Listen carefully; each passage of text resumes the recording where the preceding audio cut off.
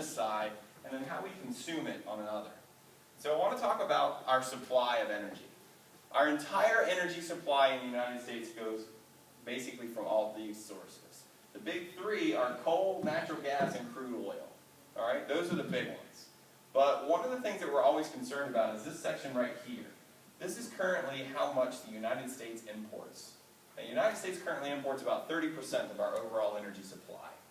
Folks might argue that in many cases, the locations that we get this energy from, those countries may not always be friendly with us.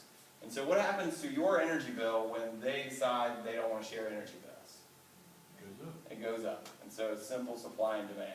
And so one of the things that we can do here is if we understand how we're using energy, we can use this piece, which is our domestic supply, a little more efficiently, and we may not need as much of this anymore. And so it's important to know how we consume energy. This is our consumption on this side. The entire energy supply in the United States goes to one of four places, and only these four places. It goes to the residential sector in our homes, commercial in our businesses, industrial, which is industry, and then transportation. Now, a lot of people tell you that one of the best things you can do is run out and buy yourself a new hybrid. I'll be honest with you, I can't afford that. Secondly, I know that no matter how hard I try, I'll not be able to get my little beater truck to get 60 miles a gallon. But what I can do is cut my home power bill in half. And I can show you how to do it too.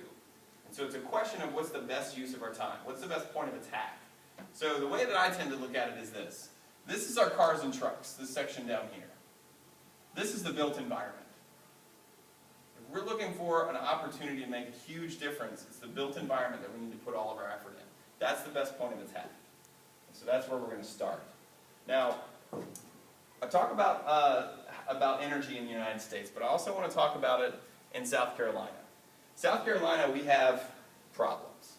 How many of y'all would have guessed that we're probably one of the most wasteful states in the union? We actually rank 17th in the nation for per capita energy use. And so what it means is 33 other states in the union use less energy than we do. And when I say we, that's per person. So a North Carolinian uses less energy than you do, than I do. And so what is the reason for that? Why are we so wasteful? Now, there's a lot of reasons for it, but I want to bring one to your attention. South Carolina has low energy prices. How many of y'all feel like your energy bill is low? Compared to where I used to live. Yeah. Yes. So South Carolina, we're actually a full cent lower than the national average in terms of pricing electricity. So when you consider one of the things that we struggle with in this state is very high consumption and low cost. One of these things is going to change. What's one of these is the most likely one to change? The low cost. Yeah. Leave it to SCE&G, the low cost. Yeah, now I don't like to vilify the power company, even though it's really fun and easy. But I will say this, that one of the things that we worry about is those costs are going to go up.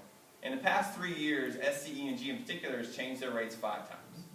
And so we have an opportunity. We can deal with it now while it's cheap and easy and we got money, or we can wait until we don't have any and there's nothing more we can do. And so we have some decisions to make. And this is where my little soapbox starts.